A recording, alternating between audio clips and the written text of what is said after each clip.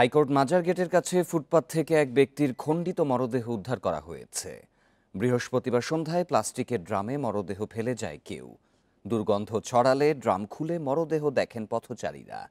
পরে police, RAB ও CID ঘটনাস্থল থেকে আলামত সংগ্রহ করে। সিসি ক্যামেরার ফুটেজ বিশ্লেষণ করছে আইন শৃঙ্খলা বাহিনী।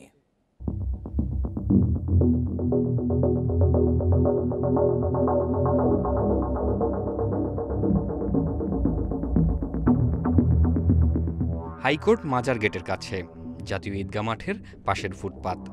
সন্ধ্যা পেরিয়ে রাত, এই সময়ে দুটি নীল রঙের ড্রাম ঘিরে মানুষের জটলা। কাছে যেতেই দেখা যায় নৃশংসতার ভয়াবহ চিত্র। ড্রামের ভেতরে মেলে এক ব্যক্তির খণ্ড বিখণ্ড দেহ। খবর পেয়েই ঘটনাস্থলে যায় পুলিশ। আরেকটা ড্রাম খুললো, দেখি রশি দিয়ে পলিথিন বাঁধা।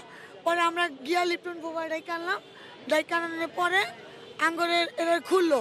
খোলার পরে দেখি মাংস আর লঙ্গি পেঁচানো। এরপর যোগ দেয় র্যাব ও সিআইডি, সংগ্রহ করে বিভিন্ন আলামত। আঙুলের ছাপ থেকে জানা যায় নিহত ব্যক্তির নাম আশরাফুল হক, ঠিকানা রংপুরের শ্যামপুর ইউনিয়নের ৪ নম্বর ওয়ার্ড। দুটি ড্রামের একটিতে ছিল মরদেহ, অন্যটিতে চাল পাওয়ার কথা জানান ডিএমপির রমনা জোনের ডিসি মাসুদ আলম। বলেন, আশপাশের ফুটেজ বিশ্লেষণ করে চলছে তদন্ত। শাহবাগ থানা এখানে আসে, থানা পুলিশ যখন বের করে দেখে যে এখানে আসলে এটা একটা হত্যাকাণ্ড এবং এই একটা লাশকে কয়েকটা অসংখ্য টুকরায় ভাগ করা হয়েছে, মানে কেটে ফেলা হয়েছে। সিসি ক্যামেরা সহ এখানে প্রত্যক্ষদর্শী যারা আছে সবার সাথে কথা বলতেছি।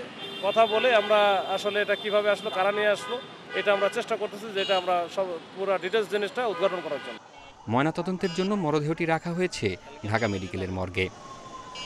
জাহিদুল ইসলাম, ইন্ডিপেন্ডেন্ট নিউজ, ঢাকা।